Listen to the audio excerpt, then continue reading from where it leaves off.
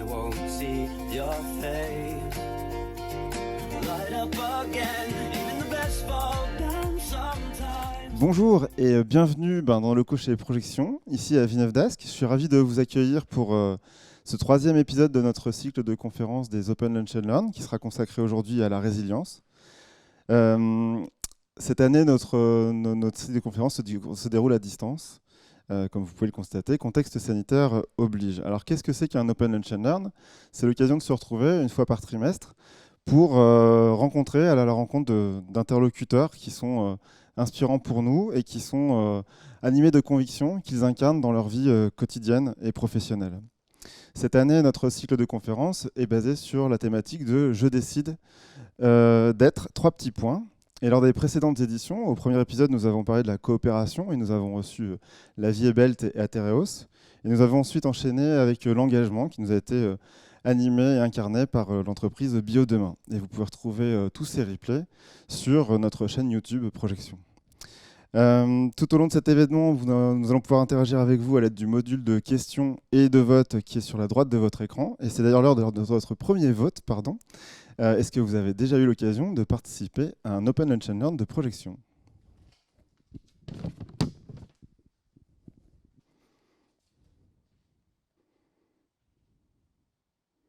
Je poursuis ? Alors maintenant, entrons dans le vif du sujet. Je suis très content d'être avec vous pour ce troisième épisode des Open Lunch and Learn sur le thème de la résilience. Et pour aborder ce sujet passionnant, il était évident pour toute l'équipe d'inviter Axel Alétru, athlète de haut niveau, champion de natation handisport, premier pilote du monde handicapé à avoir gagné une catégorie sur le Dakar et véritable sportif engagé. Il va nous partager aujourd'hui son expérience afin de démontrer que l'on peut rebondir après une difficulté de la vie et que rien n'est impossible, à condition d'y travailler dur et d'y croire. Tout au long de cet événement, je vous invite à poser vos questions au fur et à mesure dans le module de chat. Notre équipe va les collecter et nous pourrons les partager ensemble avec Axel à la fin de cette conférence pour avoir son retour. Axel, je te passe le micro. Avec Bienvenue. plaisir. Merci Christophe pour cette introduction. Ravi d'être avec vous aujourd'hui chez Projection, pouvoir partager mon parcours, mon histoire. Donc moi, c'est Axel Alétru. Aujourd'hui, je vais vous parler de mon expérience, mon parcours, mon histoire, à travers lequel j'essaye de transmettre des messages forts de motivation, de dépassement de soi. Je vais vous parler de la notion de résilience, de positivité, et comment, malgré mon handicap, j'ai réussi à m'adapter pour retrouver une vie la plus valide possible au quotidien. Alors, avant de commencer cette intervention, j'aimerais vous faire une brève, je dirais, synthèse de la résilience. C'est le thème d'aujourd'hui. Alors, je dirais que ma définition personnelle de la résilience, c'est, je dirais, que la capacité que j'ai eue à pouvoir surmonter les épreuves. Ça s'est traduit par mon aptitude que j'ai su développer pour surmonter les moments les plus difficiles de ma vie malgré l'adversité. Pour résumer, je dirais que la résilience, c'est prendre acte d'un traumatisme, l'accepter, apprendre à vivre avec pour pouvoir se délivrer du passé empoisonnant lourd pour en sortir grandi. Alors, avant de commencer cette conférence, j'aimerais faire un petit flashback quelques années auparavant, en 1995, où à l'époque, j'avais un rêve, j'avais 5 ans, et j'avais le rêve de devenir pilote professionnel de motocross. Tous les jours, j'allais voir mes parents en leur disant « Papa, maman, plus tard, je veux être pilote de moto ». Et là, mes parents me disaient « Écoute, Axel, c'est bien, il faut croire en tes rêves ». Mais à cette époque, ils ne savaient pas à qui ils avaient affaire, car qu'il pleut, qu'il vente, qu'il neige, j'étais toujours sur un petit vélo en train de rouler dans le jardin. Au bout d'un moment, mes parents se sont dit « Ok, il a l'air d'aimer le sport, on va l'inscrire à un club de BMX ». Alors, je ne sais pas si vous connaissez le BMX, ce petit vélo tout-terrain qui tourne sur un circuit avec des bosses. Mon père m'a inscrit au club de BMX de Lille, et il me dit « Écoute, Axel, si tu es champion d'Europe ou champion du monde du BMX, tu pourras alors réaliser ton rêve, je t'achèterai une moto pour faire du motocross ». Alors là, vous vous doutez bien que ce n'est pas tombé dans l'oreille d'un sourd. 6 ans de BMX, je suis devenu 3 fois champion de France, 3 fois champion d'Europe et 3 fois champion du monde. Là, je suis retourné voir mon père et je lui ai dit « Alors papa, qu'est-ce qu'on fait maintenant ?» Et là, il m'a dit « Écoute, on fait de la moto ». Il a tenu parole, il m'a acheté une 85 cm3, où j'ai commencé tout de suite par le championnat régional, championnat de France, championnat d'Europe, puis le championnat du monde, jusqu'à réaliser mon rêve qui était d'intégrer une équipe professionnelle pour participer au championnat du monde de motocross, 15 épreuves dans le monde entier. Je rejoins l'équipe KTM, Les résultats pour ma première année chez les pros étaient très satisfaisants. J'intégrais le top 15, voire le top 10 très régulièrement. Nous sommes dès à présent sur le 7e Grand Prix de la saison, le Grand Prix de Lettonie. Un Grand Prix qui est difficile pour moi, avec une texture qui est sablonneuse, glissante et molle à la fois. Je n'ai pas l'habitude de ce type de circuit, contrairement à mes concurrents qui ont plus d'expérience que moi. La veille, avec mon mécanicien, on essaye de changer quelques petits réglages, on essaye de changer les clics sur les suspensions. Vous savez, la moto, je me suis vite rendu compte que ce n'est pas juste accélérer, fermer les yeux, non, c'est beaucoup de développement, c'est des feedbacks avec les ingénieurs. Avec mon mécano aussi, on essaye de visionner les images de mes concurrents pour me nourrir un petit peu de leur expérience, voir un petit peu leur trajectoire, où ils passent. Le lendemain, échauffement, warm-up, comme on dit dans le jargon. Je me sens déjà beaucoup mieux. J'ai eu le temps d'observer un petit peu mes adversaires. Je prends beaucoup moins de risques sur la moto. Il est midi, première manche. Nous sommes sur la grille de départ. Mon mécanicien est à côté de moi.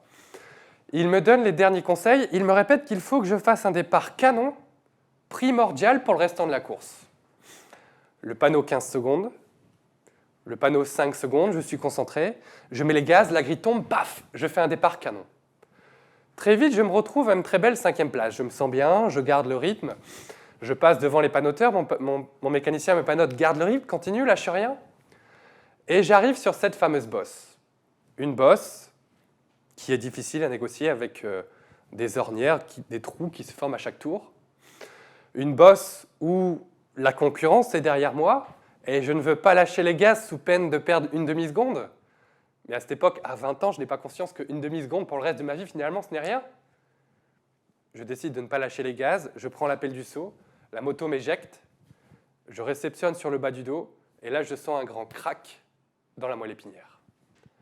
Le bilan est sans appel, je sens que je suis paraplégique. En un quart de seconde, tout de suite, j'ai un flash où je me refais le tour de ma carrière. Je me revois toutes ces heures passées sur la moto, qu'il pleut, qu'il vente, qu'il neige. Je me revois toutes ces jeunesses sacrifiées. Et là, je me dis, waouh, tout ça pour me retrouver paraplégique à 20 ans pour le restant de mes jours. Par chance, je suis resté conscient, ce qui m'a permis de pouvoir diriger les premiers secours qui sont arrivés, leur expliquer que la situation était très grave et qu'il fallait me manipuler avec une très grande importance. Vous savez, malheureusement, je suis tombé en Lettonie.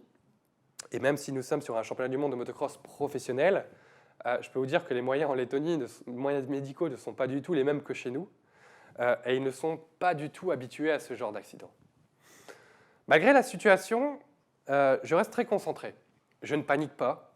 Je sais qu'à ce moment-là, c'est un moment qui est crucial pour le reste de mes jours. Je sais que le moindre petit mouvement, le moindre petit fragment dans ma colonne vertébrale pourrait être dévastateur.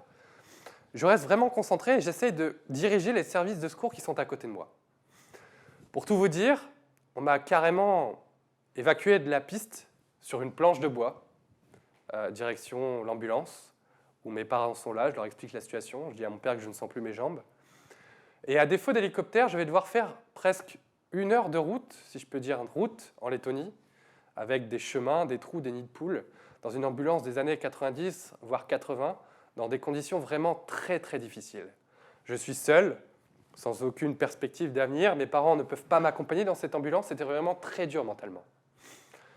Quand j'arrive à l'hôpital de Riga, je suis transféré dans une chambre où il y a autour de moi toutes sortes de médecins, chirurgiens, infirmiers. Tout de suite, j'ai un infirmier qui tire sur ma botte. Je lui dis en anglais « Stop, stop, ne touchez pas mes jambes, ne touchez pas mes jambes ».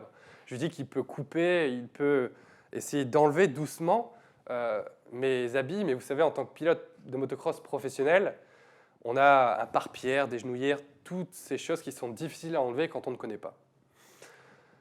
J'échange avec le chirurgien qui m'explique que je vais devoir partir en radiologie pour établir un diagnostic précis de ma lésion.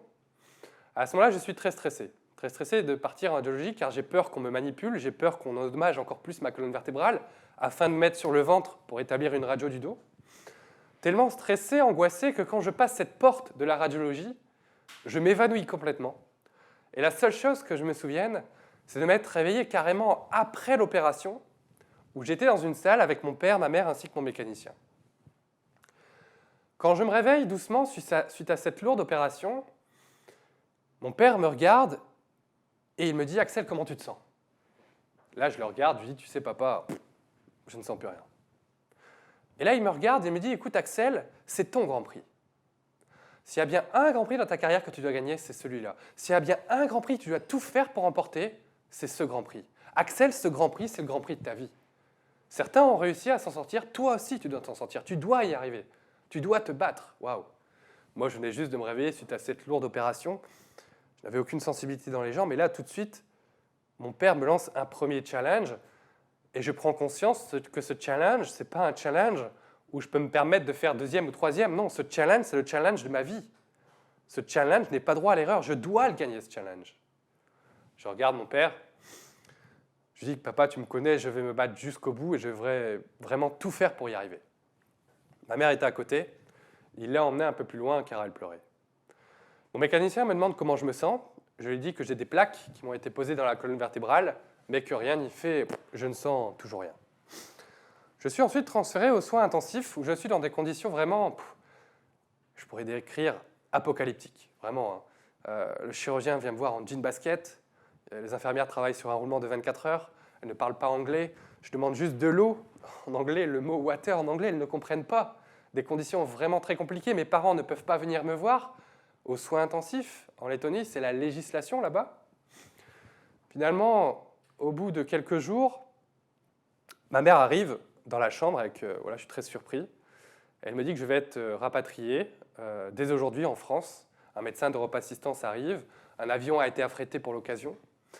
On commence à me préparer, on me met dans un matelas coquille et je commence à échanger avec le médecin d'Europe-Assistance. Et là commence à se poser un problème majeur, un problème que je ne connaissais pas et que sûrement vous ne connaissez pas non plus, c'est le problème de la morphine. Car en fait, on est en train de me transférer dans ce matelas coquille, on est en train de faire les papiers, et je vois le médecin d'Europe-Assistance qui m'enlève les perfusions. Et là, je dis, mais pourquoi vous m'enlevez les perfusions? Je dis, je suis sous morphine, on va faire 80 000 vols. Et elle me dit, ah non, on ne peut pas prendre de morphine. Je dis, comment ça, on ne peut pas prendre de morphine? Il me dit, la morphine est considérée comme de la drogue, et même si nous allons traverser des frontières qui sont aériennes, pour nous, il est complètement illégal de prendre de la morphine avec nous. Je dis, mais attendez, là, monsieur, je ne vais pas faire 80 000 vols avec un petit Doliprane, je viens de me faire opérer de la colonne vertébrale quand même. J'écoute si c'est ça, moi je reste en Lettonie, je ne veux pas souffrir. On commence à échanger, la médecin du service arrive. En plus, ce médecin d'Europe-Assistance ne parlait pas anglais, je devais tout traduire. Le ton monte, je voulais absolument rentrer. Et là, la médecin en chef du service propose une solution qui est de me faire une surdose de morphine dans le sang, un shoot de morphine dans le sang, pour essayer de tenir les 4h30 de vol de Riga à Lille chez moi. En fait, quand on propose cette solution, finalement, le médecin accepte parce qu'il nous dit, pas de problème, la morphine ne va pas être à l'extérieur de votre corps, mais dans votre corps, et donc c'est légal. Stupide, mais légal. Finalement, on me fait ce shoot de morphine qui me met vraiment littéralement en KO. Je peux vous dire que je ne me suis jamais drogué de ma vie, mais là, j'étais en mode planage. Je ne savais plus où j'étais, mais une chose est sûre, je pouvais rentrer enfin chez moi en France. Finalement, au bout de 80 000 vols, j'arrive à l'Île-les-Quins, où un ami ambulancier me recueille. Un ami ambulancier en qui j'ai confiance, quelqu'un qui fait attention aux moindres faits et gestes, quelqu'un qui parle enfin français. Il me transfère au CHR de Lille, où mes proches sont là pour me soutenir dans ce nouveau combat. Le lendemain matin, je rencontre le chirurgien et toute son équipe. Et là, arrivé en France, évidemment, ma première question a été simple. J'ai regardé le docteur, je lui ai dit, docteur, est-ce que je vais marcher un jour? Vous savez, en Lettonie, j'avais eu un diagnostic qui n'était peut-être pas forcément fiable, un diagnostic où je ne pouvais pas me fier. Et là, je me dis, OK, je vais poser cette question au chir pour savoir si, oui ou non, je dois accepter ou espérer quelque chose pour la suite. Je pose donc ma question, je dis, docteur, est-ce que je vais marcher un jour? Silence. Aucune réponse. Je repose une fois la question, je dis, docteur, dites-moi vraiment, est-ce que je peux espérer quelque chose pour la suite? Là, il hésite et il se lance. Il me dit, monsieur Létru, votre moelle épinière est très, très endommagée. Je ne sais pas si vous allez pouvoir remarcher un jour, mais je vous propose de pouvoir réopérer pour enlever l'œdème qui s'est propagé dans votre colonne vertébrale et espérer une meilleure récupération. Mais il me dit, attention, toutefois, cette opération est très risquée. Parfois, malencontreusement, le chirurgien peut aller toucher un ou deux nerfs. et vous pourriez vous réveiller avec la perte de vos abdominaux, voire pire. Il me laisse donc le choix. Et à cette époque, à 20 ans, je me pose cette fameuse question, est-ce que je dois prendre ce risque? Parce que dans la balance bénéfice-risque, il y a plus de risques que de bénéfices, évidemment, mais je me dis que s'il y a la moindre chance ou le moindre pourcentage de pouvoir récupérer, je dois accepter ce risque parce que je ne veux pas vivre le reste de mes jours avec un seul regret, de me dire de ne pas avoir pu tout faire pour récupérer. J'accepte donc cette nouvelle opération qui est prévue pour dans 3 jours. 3 jours plus tard, on m'envoie au bloc où je suis très stressé, évidemment très stressé à l'idée de me faire réopérer. Finalement, une opération qui va durer presque 9h30, où le chirurgien m'aura posé 12 vis dans la colonne vertébrale, avec des plaques pour essayer de stabiliser le tout au mieux. Quand je rentre dans ma chambre, le chirurgien me dit que l'opération s'est très bien déroulée et que je vais pouvoir être transféré en rééducation dans 1 semaine.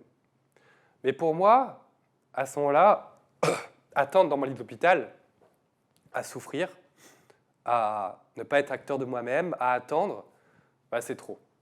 Attendre dans mon lit d'hôpital, à regarder la télé et de rien faire, je me dis que ce n'est pas ça qui va faire que je vais pouvoir récupérer.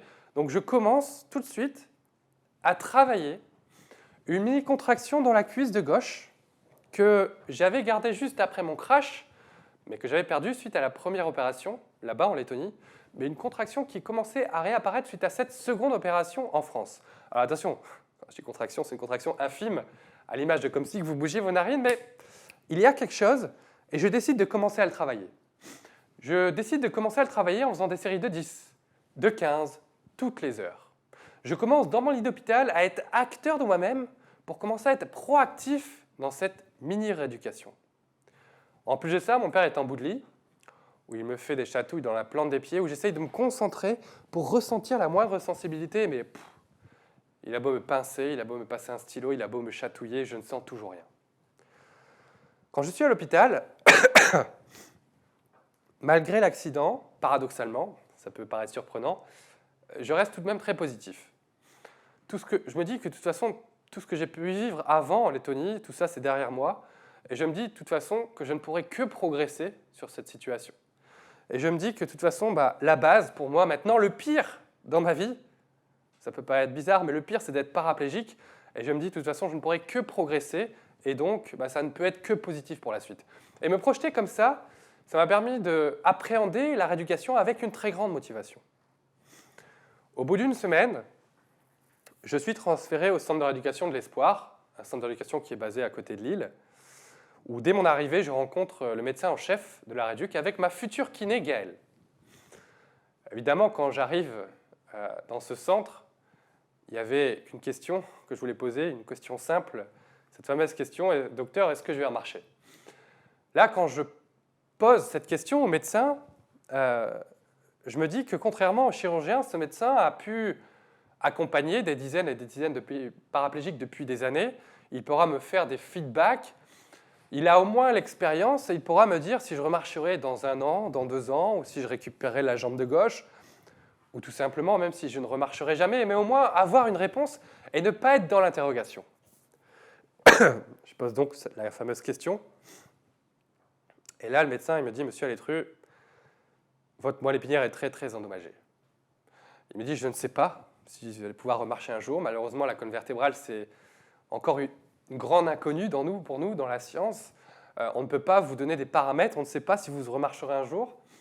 Mais une chose est sûre, ici au centre d'éducation, nous allons vous concocter un programme pour que vous puissiez récupérer vraiment au maximum. » Il me présente ma kiné Gaëlle, avec qui je vais commencer la rééducation dans 3 jours. Pour moi, à cette époque, c'était dur mentalement de commencer cette rééducation parce que je ne savais pas comment l'appréhender.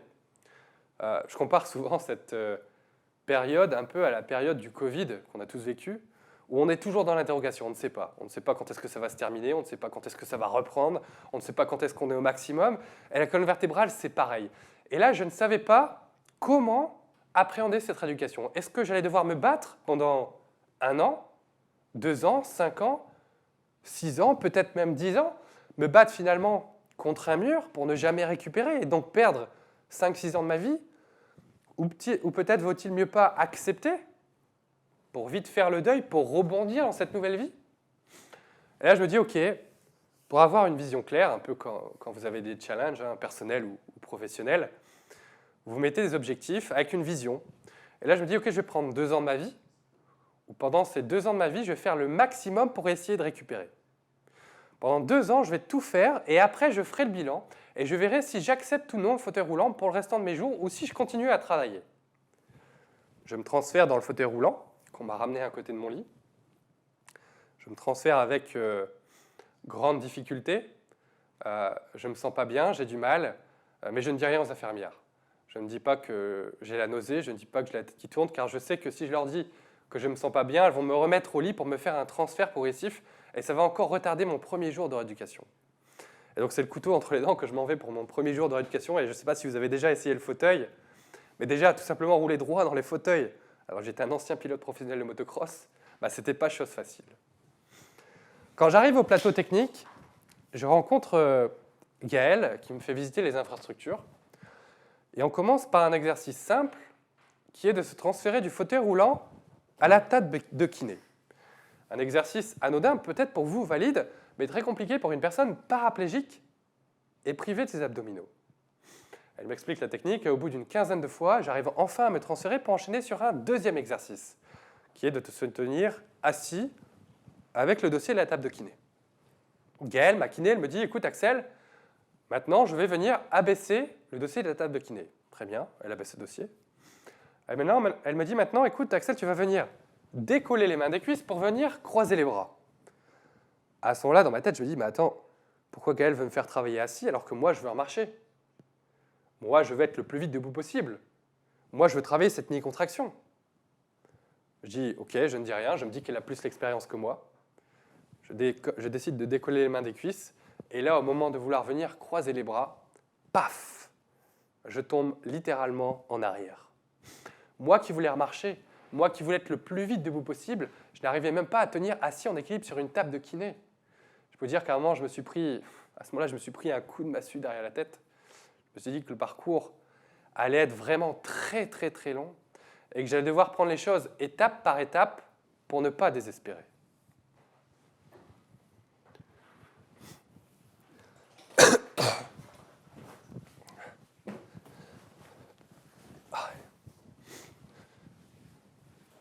Ma reconstruction. Je suis passé par différentes étapes. Espérer, désespérer, espérer de nouveau, accepter le changement de ma nouvelle vie. Mais une chose est sûre, tous les matins, je me levais pour qu'une chose, remarcher. Je voulais remarcher. J'ai essayé d'inculquer au plus profond de mon subconscient cette image où je me voyais remarcher. Cette image était presque comme réelle. Je pouvais presque la toucher, cette image. J'essayais de ressentir les émotions d'avant, quand j'étais valide, qui était de pouvoir courir, sauter, marcher sur le sable. Ces émotions qui me permettaient de visualiser au plus profond de mon subconscient cette image où je me voyais presque valide. Cette image, alors bien évidemment, je ne me disais pas « Ah tiens, aujourd'hui, je vais marcher », non. Mais je me servais des moments de somnolence, des moments de relaxation pour pouvoir travailler mentalement. Car je savais que si je restais fidèle à cette image mentale, elle allait peut-être pouvoir un jour se manifester. Alors je ne me disais pas « Ah tiens, aujourd'hui, je vais marcher », non. Loin de là, j'avais beaucoup de travail, j'avais un travail mental. Comme je dis souvent, finalement, en rééducation, 80% de mon travail était mental. J'ai découvert que, finalement, en sortant du centre d'éducation, j'ai découvert dans un livre que j'avais inconsciemment utilisé la technique de la visualisation, une technique que j'ai vraiment réussi à adapter pour la rééducation, une technique que je vous invite à découvrir, qui peut nous servir à tous, que ce soit professionnellement ou personnellement, une technique qui, comme je dis, fait beaucoup de miracles. Au fur et à mesure des séances de kiné avec Gaël, ma mi-contraction de la jambe de gauche commence à se renforcer, puis commence tout doucement à se réveiller quelque chose dans la jambe de droite. Je travaille beaucoup le haut du corps pour essayer de retrouver une certaine autonomie afin de pousser mon fauteuil roulant, me transférer sur une table, sur une chaise, retrouver les 30 kilos que j'ai perdus durant mes 3 semaines d'hospitalisation aussi. 30 kilos pour moi, important à reprendre, parce que voilà, en tant qu'athlète de haut niveau, un mois auparavant, j'avais la culture évidemment du sport, du corps, j'étais fort, j'étais musclé, je faisais des hautes performances, et là je me retrouve cloué dans une chaise roulante avec la perte de mes jambes. Donc pour moi, c'était important de retrouver une certaine force sur le haut du corps pour me sentir bien mentalement. Je travaillais beaucoup. J'essayais de grappiller 5-10 minutes sur chaque patient en séance de kiné. En plus de ça, je travaillais beaucoup le soir, où seul dans ma chambre, j'essayais de reproduire les exercices que je faisais avec Gaël la journée, mais seul dans ma chambre le soir après le repas. J'avais demandé à mes parents de me ramener des poids, des élastiques, des sacs de sable, où je pouvais travailler toute la nuit. Heureusement, j'avais les infirmières de mon côté qui me disaient rien au médecin en chef de la rééducation, sinon je peux vous dire qu'il m'aurait viré depuis un bon bout de temps, parce que pour lui, trop travailler pouvait me faire régresser. Je travaillais beaucoup, comme je vous l'ai dit, mentalement. Et j'avais un gros travail qui est important, et un travail qui peut nous servir à tous au quotidien, c'est le travail d'être positif, rester positif. Vous savez, en rééducation, quand on est dans un centre, les gens ont un handicap qui est plus ou moins lourd. Ces gens-là sont là peut-être depuis 2 ans, 3 ans, même voire 5 ans, ou même pire. Des gens qui sont résignés à leur situation, des gens qui sont très négatifs. Et donc, quand vous êtes avec des personnes comme ça pendant 1 mois, 2 mois, ça va. Mais quand vous êtes avec des personnes comme ça pendant 1 an, 2 ans, 3 ans, à manger avec eux le matin, déjeuner avec eux le midi, manger avec eux le soir, faire la rééducation avec eux toute la journée, je peux vous dire que vous avez beau être le meilleur athlète de haut niveau, avoir un mental en béton, s'il y a le moindre doute qui est semé par ces gens dans votre esprit, à un moment donné, quand vous êtes en train de stagner, que vous ne savez pas, quand vous êtes dans l'interrogation, je peux vous dire que tout ça, ça peut nuire à votre éducation. Et donc j'avais ce gros travail qui était pour moi de faire le tri un petit peu dans les gens avec qui je côtoyais, pour rester vraiment positif. Je me suis même parfois un peu isolé, ce qui était peut-être un peu égoïste, mais ça me permettait de vraiment rester concentré sur mon image mentale et sur mon objectif pour ne pas avoir d'éléments perturbateurs au quotidien qui me disent que je n'y arriverai pas. Au bout de 3 mois, j'ai eu la chance de pouvoir descendre en balnéothérapie. Alors pour ceux qui ne connaissent pas, la balnéothérapie, c'est une piscine qui nous permet de travailler l'aide, qui nous permet de travailler des exercices avec l'aide de la pesanteur de l'eau, des exercices que je ne peux pas faire à sec en kiné, mais dans l'eau. Ça a été pour moi un moment, je dirais, de joie et un moment compliqué à la fois. Un moment de joie parce que j'ai eu l'impression, quand je suis rentré dans l'eau pour la première fois, de redevenir valide. Il n'y avait plus le fauteuil, j'étais à la même hauteur que tout le monde, j'avais l'impression de flotter, de me sentir libre. J'ai eu cette sensation de revivre. Et de l'autre, je me suis pris le handicap en pleine figure, où j'ai vite compris que dans cette nouvelle vie, j'allais devoir me réadapter dans toutes sortes de situations. Et tout simplement là, même me déplacer dans l'eau, nager, seulement avec les bras, ça allait être un nouveau défi pour moi. Mais avec Gaël, pas le temps d'apprendre à nager, on est là pour travailler.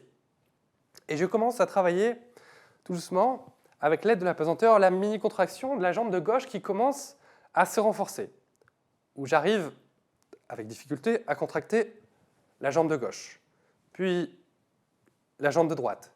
Et au fur et à mesure des séances, j'arrive même à me mettre debout dans l'eau. Alors peut-être que pour vous, valide, se remettre debout dans l'eau, ça ne vous évoque pas grand-chose, mais pour moi, c'était une énorme victoire, une première victoire dans cette rééducation. Me remettre debout entre les barres parallèles, alors évidemment avec beaucoup de force sur les bras et de l'eau jusqu'au cou, c'était un souffle d'espoir et le moyen de croire peut-être en l'impossible. On enchaîne les séances, et avec Gaël, on descend l'eau jusque la poitrine, puis ensuite jusque la taille. On enchaîne les mois, à peu près 1 an de rééducation. Là, je sens que je stagne. Malheureusement, je sens que mes muscles ne progressent plus. Je me pose cette fameuse question, je me dis, est-ce que je suis au maximum? Est-ce que je vais encore récupérer? Comme je vous l'ai dit au début, on n'a aucune visibilité. Je ne sais pas si je vais encore récupérer sur ma colonne vertébrale. Et là, je me dis, au lieu d'attendre, au lieu de subir tout ce changement, pourquoi pas essayer de créer le changement? Au lieu d'attendre et de récupérer des muscles, pourquoi pas essayer de pallier à ces muscles qui sont paralysés? Et donc là, je décide de contacter le père d'un ami d'enfance qui est orthoprothésiste. Je lui dis de venir me voir au centre de rééducation. Je lui explique un petit peu la problématique. Il prend des moules et ensemble, on confectionne ce qu'on appelle des releveurs pour tenir mes chevilles à 90 degrés. Des releveurs qui vont faire finalement office du rôle des mollets, des releveurs en carbone, afin de pouvoir tenir mes chevilles et potentiellement cette fois me remettre non plus debout dans l'eau, mais sur la terre ferme entre les barres parallèles. J'enfile ces releveurs, je mets avec mon fauteuil les freins, je mets face aux barres parallèles, je prends de l'élan et là, paf, j'arrive à me mettre debout. J'arrive à me mettre debout et je fais un petit pas, puis un deuxième, Puis avec Gaël, nos séances s'enchaînent que sur ça, la marche entre les barres parallèles.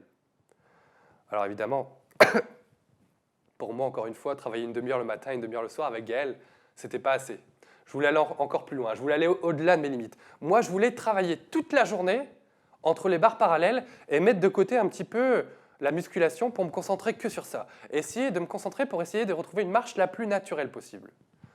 Mais malheureusement, je ne pouvais pas m'entraîner seul entre les barres parallèles, il fallait toujours avoir quelqu'un. Mais j'avais trouvé une petite solution. J'avais demandé à un des profs de sport pour que je puisse avoir la clé du gymnase, où là-bas, il y avait des barres parallèles qui faisaient à peu près une cinquantaine de mètres, où là-bas, je pouvais aller m'entraîner seul discrètement toute la journée. J'enchaînais les centaines d'allers-retours. Je marchais en avant, en arrière, je faisais des pas chassés. J'ai essayé à chaque fois de retrouver une marche finalement la plus fluide possible. J'enchaîne les allers-retours, et un beau jour, Gaëlle arrive dans le gymnase. Elle savait que je n'avais pas le droit, mais elle me disait rien. Elle n'avait pas forcément l'habitude de venir me voir. Et là, je la vois arriver dans le gymnase avec le visage fermé, vraiment. Je sens qu'il se passe quelque chose. Elle arrive à côté de moi. Elle me dit, écoute, Axel, il faut que je te parle. Je dis, ah bon, qu'est-ce qui se passe? Elle me dit, écoute, j'ai quelque chose sur le cœur que je veux te dire depuis un moment, et je pense que c'est le moment de te le dire. Et là, en rigolant, à l'époque, je lui dis, ça y est, t'es amoureuse. Ça, à l'époque, Gaëlle, c'était une belle blonde, elle avait à peu près mon âge. On rigolait bien à deux en kiné. Elle me dit, non, Axel, ça ne va pas te plaire du tout, cette histoire. Elle me dit, écoute, en tant que kiné, je dois te préparer aujourd'hui mentalement au fait que tu devrais accepter le fauteuil roulant pour le reste de tes jours afin de te déplacer. Je dis, mais pourquoi? Elle me dit, écoute, c'est bien, tu sais te déplacer entre les barres parallèles, mais il n'y a pas de barres parallèles dans la rue, il n'y a pas de barres parallèles chez toi, il n'y a pas de barres parallèles dans les magasins, donc avec ça, tu n'es pas autonome du tout. Donc aujourd'hui, en tant que kiné, je dois te préparer mentalement à accepter le fauteuil roulant.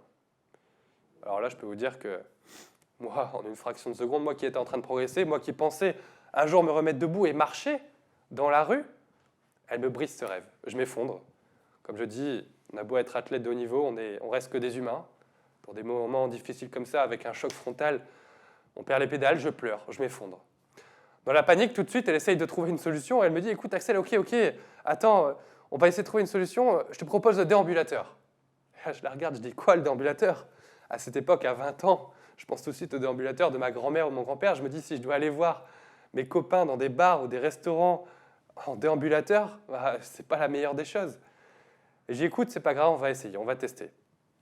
J'accepte de faire ce test, je mets face au déambulateur, je prends l'élan, paf, j'arrive à me mettre debout. J'arrive à me mettre debout, Gaëlle s'éloigne un peu pour que je fasse un petit pas, j'essaye d'emmancher le pas, et un deuxième, et finalement je commence à perdre l'équilibre, personne n'est derrière moi, elle n'arrive pas à me rattraper, je tombe sur le dos. Bilan de ce test, je me casse 2 vis dans la colonne vertébrale, où pendant 3 semaines, je vais devoir rester allongé à cogiter, allongé à accepter ce qui m'est arrivé, et mettre en place ce qu'on appelle la résilience pour accepter ma situation. 3 semaines où je vais consolider à attendre, à perdre mon temps, ou après ces 3 semaines, je remets dans le fauteuil où pour mon premier nouveau jour de rééducation, je redescends. Et je vais voir Gaëlle et je dis, écoute Gaëlle, t'as raison, finalement je crois que le fauteuil c'est pour moi, j'ai accepté. Et là elle me dit, tu vas pas t'en tirer comme ça, on va réessayer une nouvelle fois. Mais je dis, mais attends Gaëlle, t'es folle, ça fait 3 semaines que je suis allongé là, que j'accepte, je dis, je veux plus retenter et retomber. Elle me dit, non mais cette fois on va prendre des précautions. Je dis, mais t'aurais pu penser avant, prendre des précautions. Elle me dit, mais attends, elle dit, j'avais confiance en toi, la confiance, ça se donne, elle dit, et je pensais que tu allais y arriver. Bref, j'accepte, elle va me chercher une armada de kiné, elle va me chercher, on met ce qu'on appelle aussi une haltère pour me tenir en équilibre au cas où si je tombe. J'essaye ce nouveau test, je mets face au déambulateur, je prends l'élan, j'arrive à me mettre debout, mais j'ai du mal. J'enchaîne les séances, les mois passent, presque 2 ans de rééducation, et je sens que je stagne. Je suis en train de ne pas progresser, je sens que je suis au maximum, je ne suis pas autonome avec ça, je pars toujours en arrière, quelqu'un doit toujours me tenir au cas où. Voyant que je suis en train de stagner, le médecin en chef de la rééducation me propose une date de sortie pour que je puisse continuer la rééducation, cette fois à l'extérieur, mais en libéral. On pose une date de sortie pour dans 3 mois. Durant ces 3 mois, je pose évidemment la question de mon avenir. Je me dis, qu'est-ce que je vais faire? D'un côté, pourquoi pas reprendre les études, après tout, j'ai que 20 ans à l'époque, ou de l'autre, continuer le sport, c'est toute ma vie. Et là, je décide de m'inscrire à un club de natation handisport où je vais aller nager tous mes samedis tous les samedis avant ma sortie. Je me dis que d'une part, ça peut me faire du bien sur mon handicap, ça peut me faire progresser. Et surtout, je pense que ça a été une décision importante et intelligente pour moi, car ça m'a permis de me rendre compte que malgré le handicap, je pouvais retrouver peu à peu ce monde réel. Vous savez, quand vous avez connu le monde valide dans votre jeunesse et que vous vous retrouvez cloué du jour au lendemain dans un fauteuil roulant et que vous retrouvez ce monde réel qui est parfois cruel, c'est parfois difficile à accepter, surtout à 20 ans. Et donc, avoir tout doucement, tous les samedis, été dans ce club avec des gens qui étaient handi-valides m'a permis de me donner confiance en moi pour la suite, pour vite rebondir. Parce que vous savez, en éducation, j'ai vu des jeunes qui, pour la première fois, vivaient une expérience terrible en fauteuil et qui étaient brisés mentalement et qui après restaient chez eux pour le reste de leur vie. 3 jours avant ma sortie du centre de rééducation, cette fois, c'est moi qui vais voir Gaël. Et je lui dis, écoute Gaël, je veux me mettre debout avec des béquilles. Elle me regarde, elle me dit, mais attends Axel, t'es fou, tu sais pas te mettre debout avec un ambulateur, tu veux te mettre debout avec des béquilles alors que tu sors dans 3 jours. Je dis, ouais, je veux essayer, je veux le tenter. Elle va demander l'avis au médecin en chef de la rééducation, qui par ma grande surprise accepta. Gaël me ramène les béquilles, je me mets face aux barres parallèles, elle se met devant, quelqu'un se met derrière au cas où, je prends l'élan et là, paf, j'arrive à me mettre debout. J'arrive à me mettre debout et je sens que je pourrais être autonome avec ça potentiellement. Gaël s'empresse d'aller voir le médecin en chef de la rééducation pour lui dire qu'il faut repousser ma sortie de quelques mois pour exploiter ce potentiel que j'ai en béquille. Finalement, le médecin décide de repousser ma sortie de 4 mois, où durant ces 4 mois, j'ai réussi à développer une marche. Alors attention, quand je dis marche, je vous rassure, c'est marcher comme un robot, mais pouvoir me remettre debout, comme bon me semble, et être autonome. Et marcher à peu près une 20aine de mètres. Pour moi, ce qui était déjà inespéré. Mais j'ai surtout réussi une chose, qui était de sortir du centre de rééducation en marchant sur mes 2 jambes.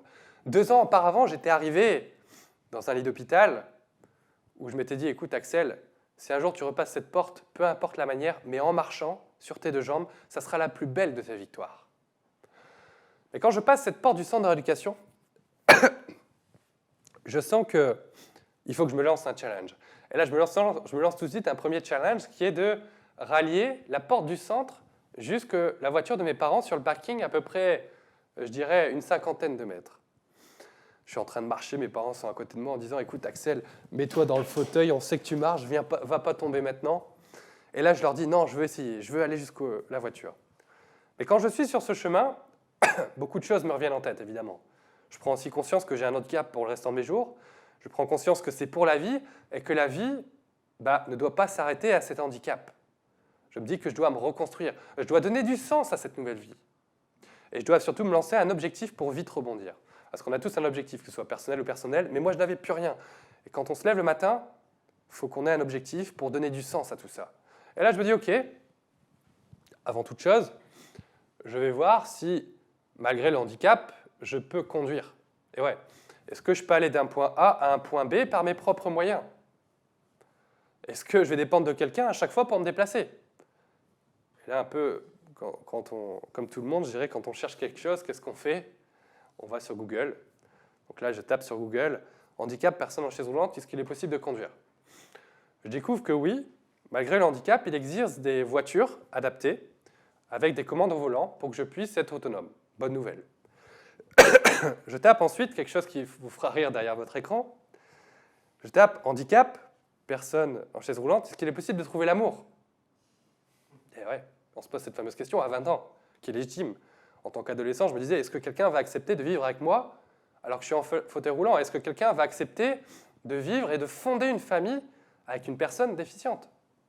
Là, je découvre que oui, l'amour existe même si on est en chaise roulante.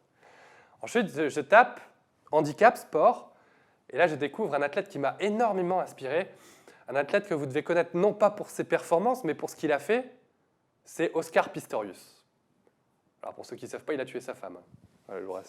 Alors, je vous rassure, il ne m'a pas du tout inspiré sur ce côté-là, mais plus sur le côté sportif, où quand j'ai vu cet athlète faire des finales aux Jeux Olympiques avec les valides, alors qu'il est double amputé de jambes en athlétisme, je me suis dit, waouh, moi aussi, je vais prouver que malgré le handicap, je peux devenir une nouvelle fois un champion.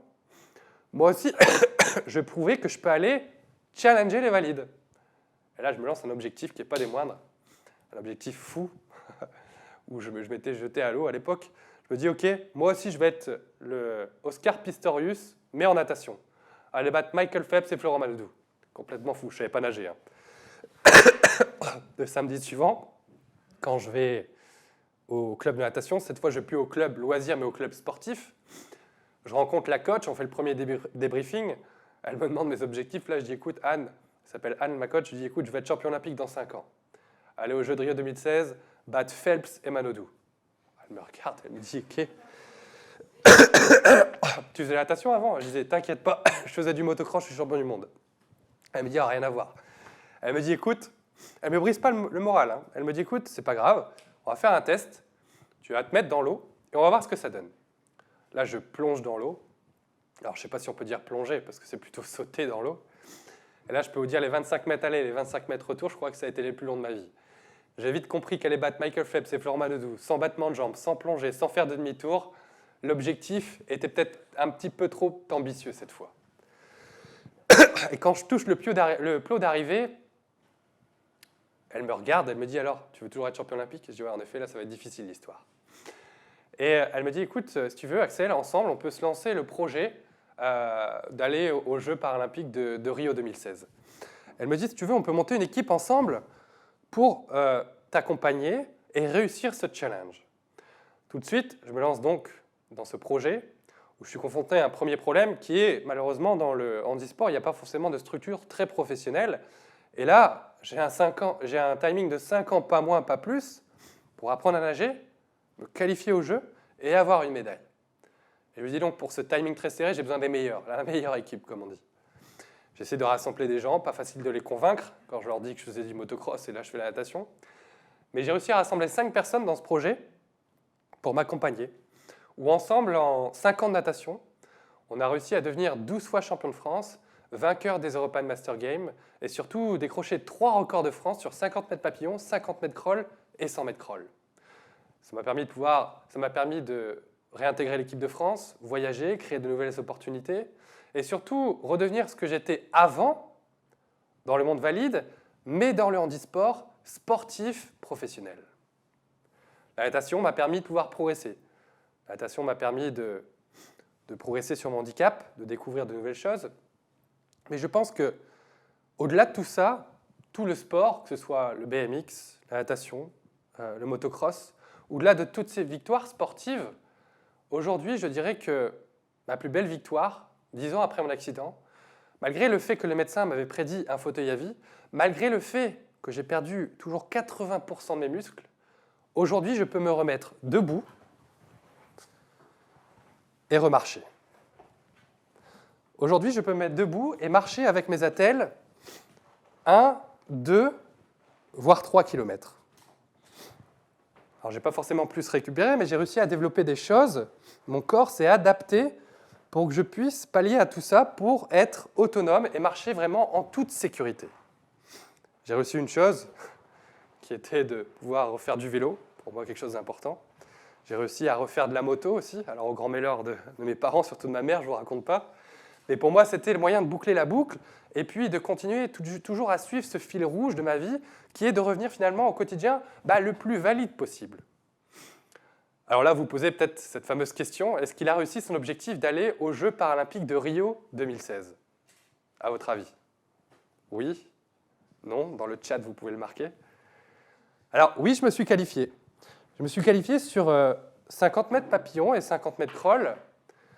J'ai réalisé les minima à Montpellier en 2016, mais malheureusement, coup de théâtre. Avec moi, il y a toujours des coups de théâtre. 2 mois avant les Jeux paralympiques de Rio 2016, on m'a changé de catégorie de handicap.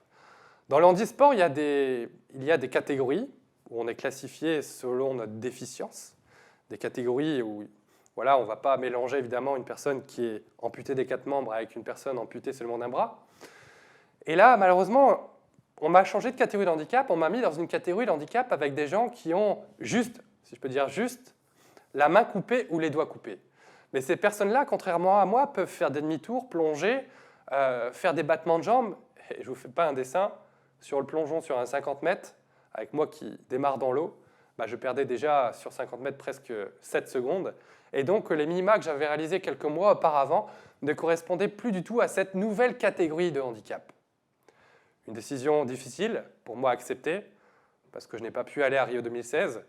Une décision difficile à accepter pour les gens qui m'ont accompagné dans ce projet, des gens qui étaient bénévoles, des gens qui font des sacrifices sur leur famille, sur leurs amis, sur leur travail. Et là, on ne va pas au jeu, non pas parce qu'on n'a pas été performant, mais parce qu'un groupe de personnes a décidé que je devais changer de catégorie de handicap. Je suis parti loin.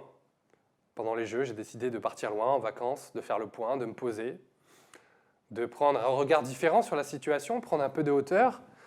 Je suis parti en vacances avec mes parents à la campagne, où je me suis posé et je me suis dit, OK, Axel, qu'est-ce qui est le plus important dans ta vie, aujourd'hui, à l'heure actuelle? Être champion paralympique et être en fauteuil roulant, ou ne pas être champion paralympique, mais remarcher pour le restant de tes jours et inspirer des dizaines de personnes qui ont eu un accident comme le tien ou toute autre chose. Est-ce que finalement ça vaut pas bien plus qu'une médaille olympique au quotidien? Et là, je voudrais revenir au début de l'histoire de cette intervention, où j'étais aux soins intensifs en Lettonie sans aucune perspective d'avenir. Je me dis que si quelqu'un était venu me voir en disant « Écoute Axel, tu ne seras jamais champion paralympique, mais si tu signes là en bas à droite, tu remarcheras pour le restant de tes jours », je peux vous dire que j'aurais signé sans aucune hésitation, parce que pour moi, c'était la priorité à l'époque quand j'étais à l'hôpital.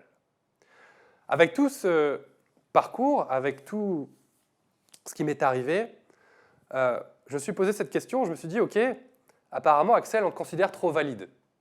Je me suis dit « Ok, si je suis trop valide, le handisport n'est pas fait pour moi, pourquoi pas essayer de trouver un sport dans lequel je pourrais challenger les valides malgré mon handicap ».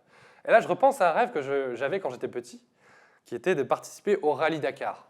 Alors, je ne sais pas si vous connaissez le Rallye Dakar, hein. C'est le rallye le plus dur au monde. C'est 10 000 km à parcourir en presque 15 jours, des variantes de température qui vont de moins 5 degrés à plus 45 degrés, du sable, des dunes, des cailloux. Déjà, si vous terminez ce rallye, on vous appelle le héros. Et là, je me dis, waouh, pourquoi pas ce challenge? Non pas sur 2 roues, comme je voulais le faire en moto, mais sur 4 roues. En 2020, bingo. Je me lance ce challenge, en 2018, pardon, je monte ce challenge où je décide de monter un projet qui va s'appeler #JePeux2020. Le but, partager un message fort au grand public pour démontrer que derrière l'impossible se cache toujours un possible. Démontrer qu'on soit étudiant, entrepreneur, manager, mère au foyer, personne handicapée. On a tous des rêves, des ambitions. Mais parfois, pour atteindre ces rêves, on a un chemin qui est compliqué, mais on a tous les ressources en nous pour y arriver. Pour monter ce projet, #JePeux2020, je décide de monter ma propre équipe privée avec 25 personnes dans ce projet, avec des logisticiens, des ingénieurs, des porteurs d'eau, des mécanos, des helpers qui vont m'aider sur le bivouac, pour m'aider sur le bivouac malgré mon handicap. Ensemble, on va essayer de développer une voiture pour que je puisse performer, pour que je puisse conduire et performer face aux valides. Je suis confronté déjà à un premier problème avant de partir, c'est déjà de trouver le budget. Et ouais, Dakar, c'est un gros budget. À peu près 400 000 € à trouver. On travaille, on essaie de monter le projet. Finalement, au bout de 8 mois, on arrive à rassembler le budget. Deuxième défi, avant de partir aussi, c'était, une fois après avoir trouvé le budget, était de rassembler l'équipe. Parce que cette équipe, évidemment, je veux des gens qui m'accompagnent, des gens qui soient là pour le défi. Je veux des gens qui soient à fond dans le projet, qui ne soient pas là forcément parce que je vais les payer, mais des gens qui soient passionnés par ce qu'ils font. Vous savez, le Dakar, en termes de management, on est sur des conditions qui sont vraiment extrêmes. Le moindre petit grain de sable peut faire exploser une équipe, et donc je voulais des gens qui soient là pour la passion, pour le projet, pour le défi. Au bout de quelques mois, j'arrive à rassembler une équipe du Nord, où j'arrive à souvent les rassembler pour voir sur qui j'allais pouvoir compter, parce que dans ce team, j'allais être à la fois le dirigeant, le manager et le pilote. Et donc tous ces rôles-là, il faut un peu les déléguer. Et donc je les rassemble souvent pour voir sur qui j'allais pouvoir compter, sur qui allait pouvoir être leader quand je ne suis pas là. Le troisième défi, avant de partir, était de démontrer à l'organisateur ASO, Amaury Sport Organisation, que malgré le handicap, je suis apte à faire le rallye le plus dur au monde. Parce qu'ils m'ont dit, c'est bien Axel, tu as le budget, tu as le personnel, mais nous, question d'assurance, prouve-nous d'abord que tu es apte à faire un petit rallye, et après on verra. En 2019, je participe au Morocco Desert Challenge, que je termine, ce qui me permet de pouvoir me qualifier pour aller sur le Dakar. Après toutes ces étapes, avec François, mon copilote, on est sur la première étape du Dakar, où le 5 janvier 2020, on décide de partir vraiment sur un rythme léger. On se dit que déjà aller au bout, ça pourrait être extraordinaire, et comme je dis vulgairement, on n'a pas envie de flinguer ces 400 000 € dès la première journée, parce que pour nos partenaires, ça pourrait pas terrible, quoi. Avec François, j'ai un nouveau défi aussi, parce que je ne vais plus être seul à prendre les décisions comme je l'ai été dans toute ma carrière, mais avec lui. On est en duo. Un nouveau défi pour moi. Parce que tous les risques que je vais encourir, je vais les faire encourir à François. François, je dois lui faire confiance et il doit me faire confiance. Il est mes yeux, il me donne la carte, les caps à suivre, les dangers. Tout de suite, on fait un bon duo et on sent qu'on a une carte à jouer. On y va à mollo, on fait un premier top 10, puis un top 5, puis après on gagne une première étape, puis une deuxième, puis une troisième.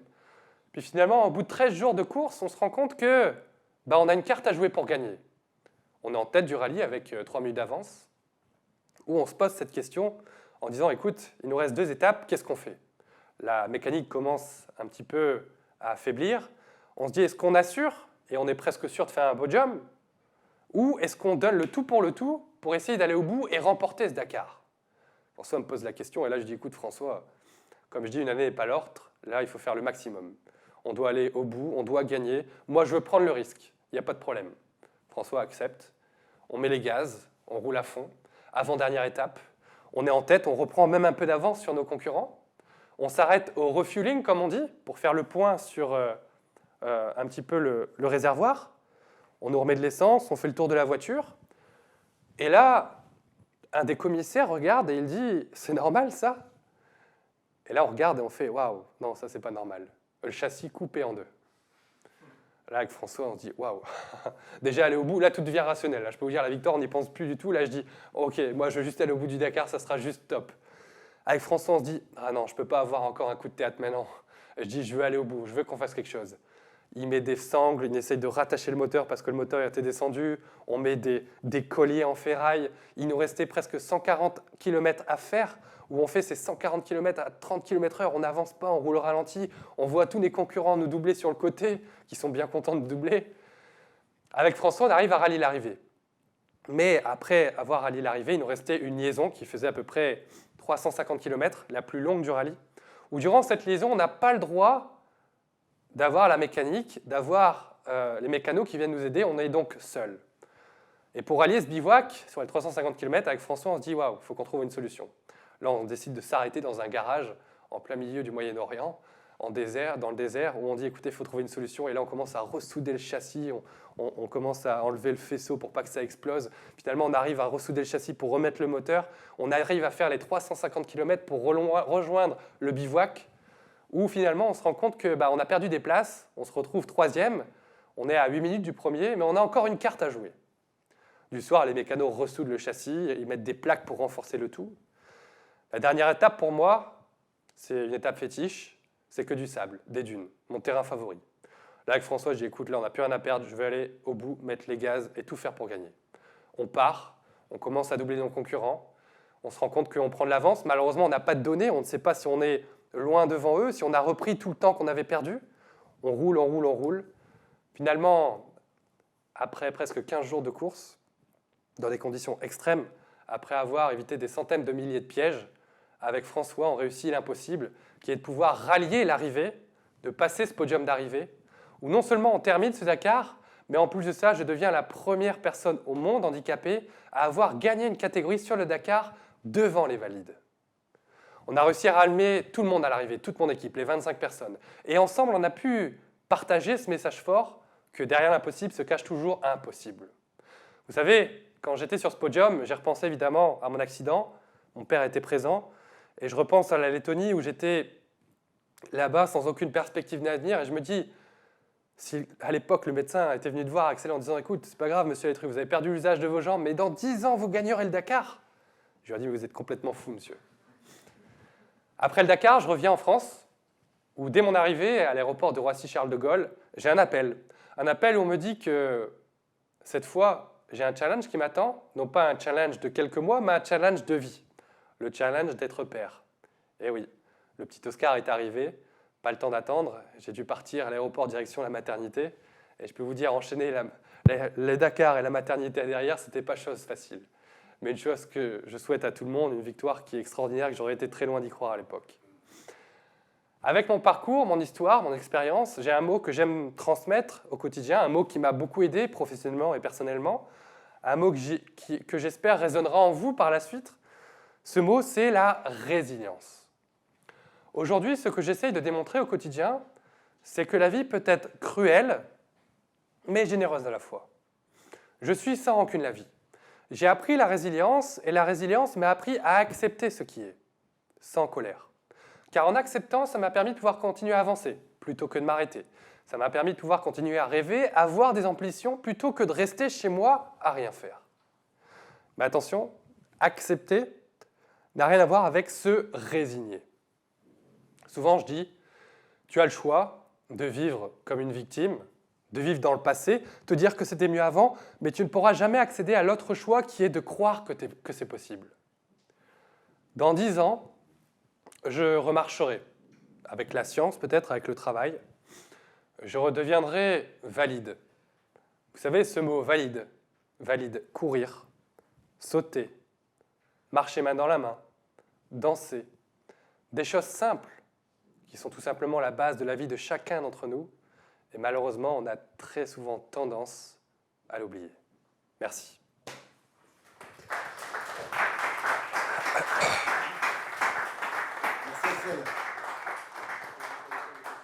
Merci pour ce témoignage, merci pour Avec plaisir. ce partage. Tu avais encore un petit truc à nous montrer peut-être?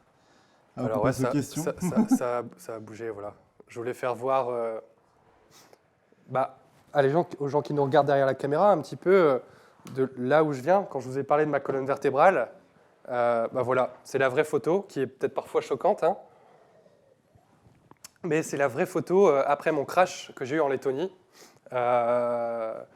Une photo que mes parents n'ont pas forcément voulu me faire voir, évidemment, parce que je pense que j'aurais abandonné en voyant ça directement. Mais aujourd'hui, je me dis qu'en voyant ça, je reviens de très loin et je me dis que le parcours est beau et que je peux être très satisfait déjà de pouvoir me remettre debout, même si j'ai des béquilles. Côte à côte. Alors voilà, j'ai une photo qui résume bien ma vie avec l'accident, la rééducation, la résurrection, si je peux dire, sur le fait de me mettre debout, et le plongeon, malheureusement, de Rio avorté, où je n'ai pas pu plonger, mais derrière, la consécration avec ce fameux podium du Dakar, où voilà, c'était beaucoup d'émotions. On voit à côté de moi, sur ma droite, François, mon copilote. On voit juste en dessous Riyad, que tu connais aussi. Et voilà, les 25 personnes qui m'ont accompagné dans ce projet, une aventure qui était extraordinaire, et ce sera des souvenirs qui seront inoubliables. On me demande souvent comment j'ai adapté mon véhicule. J'ai adapté un véhicule où je peux rouler, cette fois avec les commandes au pied, non pas au volant, parce qu'au Dakar, c'était dangereux d'avoir des commandes au volant avec des retours de volant, on peut se casser le poignet, tout ça. Donc avec les ingénieurs, même si ça reste artisanal, on a réussi à développer ce qu'on appelle la babouche, parce qu'on l'a développé sur le rail du Maroc, où je viens plugger mon pied et freiner du pied gauche. Donc ça a plutôt bien fonctionné parce qu'on a remporté notre catégorie. Donc très satisfait d'avoir pu développer ce système. On me demande souvent mes nouveaux projets. Évidemment, je ne reste pas là, hein, tu le sais. 2024, pour moi, c'est une grosse échéance où j'ai envie d'associer performance, handicap et environnement. Le but, gagner le Rallye Dakar sur un véhicule à énergie renouvelable. Un énorme défi pour la nouvelle génération, pour leur démontrer qu'on peut associer handicap et performance. Donc un projet qui me tient à cœur et qui, j'espère, se concrétisera. Voilà. Avant de passer aux questions-réponses, je propose aux gens de me suivre sur les réseaux, que ce soit Instagram, Facebook ou LinkedIn, où je mets des vidéos, des choses inspirantes, afin de suivre le projet. Et Projection vous enverra mon livre que j'offre en e-book à tous les participants. Merci beaucoup. Donc, ça sera le moyen d'avoir une continuité sur la conférence et nos échanges à venir. Excellent, merci Axel pour ce beau cadeau. Voilà, première question qui arrive. Comment apprend-on les techniques de visualisation, une sorte de méditation guidée? Alors, comment on apprend? Je ne sais pas comment on apprend, parce que tu sais, moi j'ai appris en tant qu'autodidacte. Je pense qu'on se forme à travers les livres, à travers des choses qu'on peut trouver sur Internet. Je pense que c'est une technique qui est sous-évaluée, on n'en parle pas assez, c'est un peu dommage au quotidien. Tu sais, on entraîne nos muscles, on va à la musculation. Enfin, je ne sais pas si tu vas à la musculation ou d'autres gens ne vont pas à la musculation. Voilà. Mais en tout cas, les gens font du sport, mais ne pensent jamais à travailler ce muscle-là. Pourquoi ? Et je trouve ça dommage parce que la visualisation apporte des miracles, comme je dis.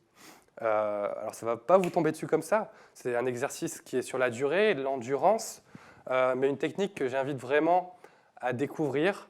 Une technique qu'il ne faut pas... Parce que voilà, souvent, des gens ils disent « Oh, bon voilà, je me mets à la méditation, je me mets à la visualisation. » Et c'est un peu comme les sports, les résurrections... on va dire, le 1er janvier, ça fonctionne, et en février, il n'y a plus personne. Et ça fonctionne, mais vraiment sur le long terme. Et j'invite les gens à juste faire un test, et c'est ce que j'ai fait plusieurs fois en test. Déjà, se concentrer sur un rêve, ou j'en sais rien, quelque chose, sur une image mentale qui vous tient à cœur, et d'y travailler 3 minutes, 3 fois par jour, pendant 365 jours. C'est pas grand-chose, hein, dit comme ça. Quand tu dis 3 minutes par jour, 3 fois, c'est pas grand-chose. Ça se prend. Ouais. Mais essayer de le faire sur la durée, c'est autre chose. Et je peux dire que si tu le fais sur la durée, bah, ça apporte un résultat qui est énorme. Vraiment. Merci. Question suivante. Philippe demande quelle est la différence entre résilience et acceptation. Résilience et acceptation, la différence, je dirais que la résilience, il y a la notion de rebond derrière, qui est important. La résilience, c'est, comme je l'ai dit au début, hein, c'est accepter une situation pour rebondir derrière, c'est de se délivrer du passé empoisonnant lourd pour en sortir grandi. Alors qu'accepter, t'acceptes, mais tu peux être résigné à accepter. Et là, c'est la grande notion, la grande différence où voilà, accepter n'a rien à voir avec se résigner. En fait, si je peux proposer une reformulation, ce serait la première étape de la résilience, l'acceptation. Oui, ça peut. C'est une proposition. Ça peut. Mais c'est un processus qui est tellement long et qui est difficile à accepter. C'est un mot qui est connu du grand public parce qu'en 2020, on en a beaucoup parlé. Mais moi, j'étais dedans il y a 10 ans déjà avec l'accident. Et aujourd'hui, ce mot prend tout son sens. Et avec ce qui m'est arrivé, et je dirais la façon la plus simple de résumer la résilience, je dirais que la résilience, c'est l'art de naviguer entre les torrents tel un poisson dans l'eau. Voilà. C'est joli. La vie vous pousse sur des vagues, il faut utiliser cette vague plutôt d'aller contre cette vague, et c'est important de l'utiliser pour rebondir. Merci beaucoup. Question suivante. Corentin qui demande entre questionnement et premier passage à l'action, quel a été le déclic pour toi ? Qu'est-ce qui t'a aidé à passer cette étape et quel serait ton conseil pour aider les personnes entre qui seraient... questionnement et premier passage à l'action. Ouais, quand tu es sur ton lit d'hôpital, je pense, Ouais. les premières actions sur lesquelles tu te lances, qu'est-ce qui fait que finalement je dirais, qui te permet de passer à l'action, quoi. C'est l'envie de... Ça paraît bête, hein, mais l'envie de vivre, l'envie de récupérer. Quand tu es sur un lit d'hôpital sans aucune perspective, tu te dis que c'est maintenant ou jamais. Et comme je dis, c'est quand tu es face au mur que tu vas rechercher des ressources que tu n'as jamais exploitées. Je prends tout le temps l'exemple du fumeur qui fume toute sa vie. Il va voir le médecin qui lui dit qu'il va mourir dans 6 mois s'il n'arrête pas de fumer. Et là, comme par hasard, arrête de fumer. Donc voilà, et j'ai vu, ça c'est une question peut-être qui va venir après, des gens qui n'étaient pas du tout, parce qu'on dit que j'ai réussi à rebondir parce que j'étais un sportif de haut niveau. Et je suis contre ça, c'est pas vrai, parce que certes, oui, je connais bien mon corps, j'ai la notion de travail physique, tout ça, mais j'ai vu en éducation des gens qui étaient tellement au plus bas, qui n'avaient jamais mis des baskets de leur vie, et qui ont fait des miracles.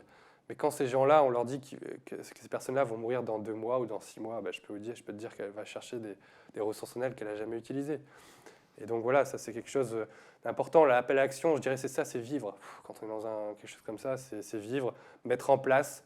Et voilà, après, pour transposer ça à peut-être un projet, je pense que les gens ont tendance souvent à repousser des projets, des choses. Je dis que souvent, quand on les repousse, c'est peut-être pas la chose que réellement ils ont envie de faire au fond d'eux-mêmes. Tu vois. Donc ça, c'est important. Peut-être que finalement, dans cette question, le mot important, il est sur questionnement. Faut se poser les questions, est-ce que c'est vraiment ça ce que vous avez envie de faire ? Voilà. Et après, c'était quoi? Et quel serait ton conseil? Bah voilà, pour aider à passer. Pour aider à passer à l'action. Se poser les bonnes questions. C'est important de s'écouter. On a déjà parlé. Les gens, parfois, ne s'écoutent pas forcément. On vit dans un rythme très effréné. Il est important de s'écouter pour voir ce qu'on a envie au fond de nous réellement. C'est vrai, je suis d'accord avec ça. Merci, Axel. Catherine qui demande comment faire pour ne pas être contaminé par la perte d'espoir des autres. dont tu as évoqué tout à l'heure le côté être mis en contact avec des personnes qui sont désespérées, et toi cultiver ce côté positif qui nous relie d'ailleurs, hein, puisque conspirateur du positif, chacun à notre niveau. Comment tu fais? Comment j'ai fait? J'ai dû faire un tri dans les gens que je côtoyais. Dur, pas facile, évidemment, hein. Mais j'ai dû le faire. Parce que quand vous êtes avec des gens, tu sais, au début, que ce soit au travail ou dans la vie, quand tu es jeune, peut-être un peu moins les jeunes d'aujourd'hui, je ne sais pas, quand je vais dans les écoles, parfois je vois que la motivation baisse. Mais tu sais, tu vois des gens pleins d'espoir, motivés, même quand ils arrivent dans une boîte pour se dire je veux monter les échelons et tout. Et parfois, tu as le vieux de 5 ans, enfin le vieux, parce que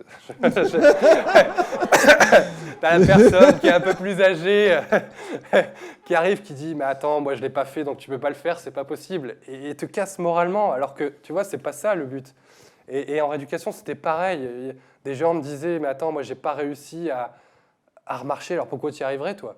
Et finalement, ces gens essayent de vous entraîner dans cette négativité au quotidien.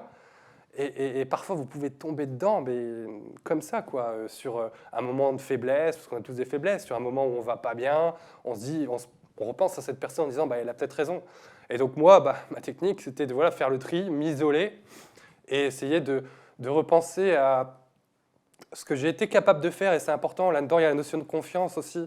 Le sport m'a amené à donner confiance en moi, et ça m'a permis de me dire qu'ok, il y avait un diagnostic, il y avait des gens qui me disaient certaines choses, mais qu'ils ne savaient pas ce dont quoi j'étais capable. Et donc ça m'a permis de rebondir et faire le tri et rester positif. Voilà. Merci. Même si parfois tu as envie de ne pas être positif, mais le positif me revenait vite. Merci beaucoup. Alors, Riyad. Ah, c'est notre Riyad. Ah. Riyad, quand tu as pris ta décision et le risque de faire l'opération, as-tu eu des doutes et des craintes entre le moment de la décision et l'opération ? Ou à partir du moment où tu as pris ta décision, c'était tranché et tu étais prêt à tout, sans doute? C'est bien une question de Riyad, ça. Ouais. Elle fait 10 000 km. Alors, quand tu as pris la décision et le risque de te faire, as-tu eu des doutes, craintes entre le... Ah oui, des gros doutes. Je détecte le côté. Est-ce que tu t'es remis en cause? Tu dis, je prends la décision, mais en fait, j'assume pas, quoi. Si, j'ai assumé. J'ai assumé. De toute façon, je me suis dit, j'avais pas le choix pour récupérer. Donc, je me suis dit, à un moment donné, il faut savoir lâcher prise et faire confiance aussi. J'ai eu cette notion de lâcher prise où je me suis dit que il y avait des gens qui me proposaient quelque chose, de me réopérer, les meilleurs. J'ai eu la chance d'avoir les meilleurs au CHR de Lille. Et je me suis dit à un moment donné, tu sais, il y a des éléments dans ta vie que tu peux contrôler et d'autres non. Sur les éléments que tu peux contrôler, tu fais le maximum, mais sur ces éléments-là, je ne pouvais rien faire. Donc à un moment donné, j'aurais beau penser, y penser, j'ai pris le lâcher prise et je me suis dit, de toute façon, le pire, c'est d'être un peu plus handicapé et le mieux, c'est de récupérer. Donc quand tu regardes ça, tu te dis, bon, soit le médecin me dit que je peux récupérer peut-être, il ne sait pas, mais peut-être avec l'opération, ou de l'autre, d'être un peu plus handicapé, il y a un risque, mais tu es déjà handicapé, donc j'accepte de faire ce risque. Et donc voilà, le lâcher prise. Dans le partage que tu nous as fait, d'ailleurs, si je veux rebondir peut-être, il y a aussi, quand tu es dans le Dakar, au moment où tu as ton châssis qui est coupé en deux, il y a le côté, finalement, je revois mes ambitions à la baisse, et puis finalement, ça se passe bien et je reprends des risques. Ouais. Il y a ça aussi, d'une certaine façon. En même temps, oui, de toute façon, j'étais au bout. Hein, on avait perdu du temps. Donc, à un moment donné, on s'est dit, bon, là, il faut tenter le tout pour le tout. Ok, sans regret. Sans regret. Et je pense qu'on a bien fait. Et la vie nous a montré qu'on a bien fait. Ok, merci Axel. Question suivante. Dirais-tu qu'une des conditions de la résilience est la confiance en soi? C'est Paul qui nous demande ça. Dirais-tu? Oui, on en a parlé tout à l'heure, juste avant. Important. La confiance en soi, évidemment. La confiance en soi pour rebondir, c'est une des clés. En fait, tout ça est lié. Hein, résilience, confiance, acceptation. Je pense que la résilience, c'est un mot qui résume ça, qui résume tous ces mots, confiance, acceptation, rebond. Parce que sans la confiance, on a beau être résilient, si on doute de soi, bah, on peut retomber dans ce qui nous est arrivé. Donc, très important la confiance, oui. Et la confiance se crée et se forme avec la vie et avec ce qui nous est arrivé et l'éducation. Ou voilà, j'ai la chance d'avoir eu des échecs qui après m'ont permis de donner confiance en moi et savoir ce dont je suis capable ou non. Et là, je savais que bah, je pouvais rebondir d'une certaine manière. Je ne savais pas comment, je ne pouvais pas te dire quand je suis tombé, je ferai ça, je ferai ça, je ferai ça, mais je savais que je pouvais rebondir derrière. Voilà. Et aujourd'hui, la confiance m'aide beaucoup dans des projets où peut-être je ne suis pas le meilleur, au Dakar par exemple. J'ai peut-être pas le meilleur dans certaines conditions, mais comme j'avais cette confiance en moi en tant que pilote, bah, on a réussi à dépasser des choses que sur le papier, j'aurais dit que c'était impossible. T'as fait tienne la maxime, soit je réussis, soit j'apprends. Aussi, c'est vrai. Soit j'apprends, j'ai beaucoup appris en plus. On a Comme beaucoup nous appris. tous. On a beaucoup appris. Merci.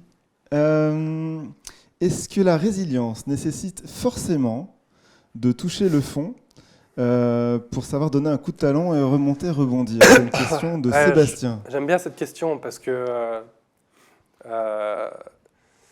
comment expliquer ça? C'est vrai que quand on touche le fond, on se rend compte de ce qu'on a perdu. C'est important. Et je pense que c'est important de toucher le fond parfois pour rebondir. Ouais. Et ça, j'en suis même persuadé. Tu sais, quand tout va bien au quotidien et que tu as peut-être une petite baisse de morale, mais que tu n'as pas touché le fond, c'est difficile de remonter cette petite pente. Mais quand tu es tombé au plus profond, et là tu dis, là je dois remonter, là tu vas chercher des ressources en toi, et là tu fais des choses extraordinaires. Donc je dirais que pour la résilience, ouais, il y a quand même une notion d'aller toucher le fond pour rebondir. En tout cas, un certain fond. Un peu comme le bonheur, tu sais. Le bonheur. D'accord, oui. Ok. Excuse-moi, avec mon nez, j'ai pas de mal à parler. Le bonheur, peut-être que là, tu vois, tu peux considérer que tu es peut-être malheureux pour certaines, je sais pas quelle raison ou quoi, mais quand tu vas vraiment toucher le fond, quand tu es au fond du trou, là tu dis, ah ouais, finalement j'étais heureux, tu vois. Et j'ai été, pendant mon accident, en rééducation pendant presque 2 ans, où j'étais enfermé dans un centre de rééducation. Et donc voilà, la rééducation, tout le protocole, tout ça. Et j'ai juste eu un moment donné où je suis rentré chez moi un week-end et j'ai eu la chance de pouvoir aller dans le jardin et profiter du jardin pour la première fois depuis 2 ans. Et là, j'ai senti une notion de bonheur. Tu vas me dire, toi, tu vas pas ressentir une sensation de bonheur si tu vas dans le jardin, tu vois. Mais c'est pour te dire la notion, comment elle... Enfin, tu vois, parce que j'avais touché le fond. Et donc, cette première fois où je suis rentré dans le jardin et sentir les rayons du soleil en me disant « Waouh, je peux être heureux » et sortir cette sensation de bonheur, m'a permis de me dire malgré le handicap, quoi qu'il arrive, malgré ce qui m'arrivera, je pourrai toujours être heureux. Parce que c'est là-dedans que ça se passe, même si je suis en fauteuil, je pourrai être heureux. Et donc, je pense qu'il est nécessaire, malheureusement, de toucher le fond pour... exercer la résilience. Ouais. Ok, merci Axel. Question suivante. Merci pour le partage. Ah oui. Quelle place a joué ton entourage proche dans la construction de cette résilience? J'ai mes parents, évidemment, qui m'ont accompagné dans ce projet, qui n'y connaissaient rien du tout à la rééducation. Mais mes parents qui étaient positifs, très important. Quand tu as des gens, ton propre entourage qui est déjà positif, c'est compliqué. Et je pense que mes parents ont eu un rôle où ont toujours mis le handicap du bon côté en disant « mais c'est pas grave, tu feras plein de choses, tu pourras quand même voyager ». Et je pense que ça m'a aidé énormément dans le processus, en me disant que ils ont peut-être raison, que oui, la vie, c'est pas que... Il y a le fauteuil, certes, mais tu pourras faire plein de choses.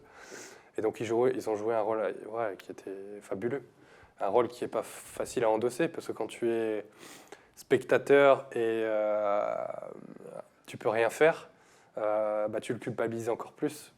Donc c'est difficile, ça a été difficile pour eux, beaucoup. Ok, merci beaucoup. On est obligé de couper. Merci pour ce partage. J'avais encore des questions, mais j'aurai la chance de pouvoir en parler avec toi après. Ou les gens sur LinkedIn, ils peuvent m'envoyer un message. T'as interpellé? M'interpeller, ils lèvent la main, comme on dit sur Zoom, c'est ça? C'est ça. Bon, on n'est pas sur Zoom. Non, mais sur LinkedIn, après, ils m'envoient un message et j'y répondrai avec plaisir. Je te renouvelle le plaisir que j'ai eu à faire ta connaissance en vrai depuis le temps que je te suivais grâce à Riyad, et puis de t'accueillir sur ce sujet qui était vraiment le sujet pour lequel voilà, je trouvais que tu avais vraiment ton espace pour prendre la parole. Merci de m'avoir reçu. Merci de l'avoir partagé avec cet enthousiasme et cette passion.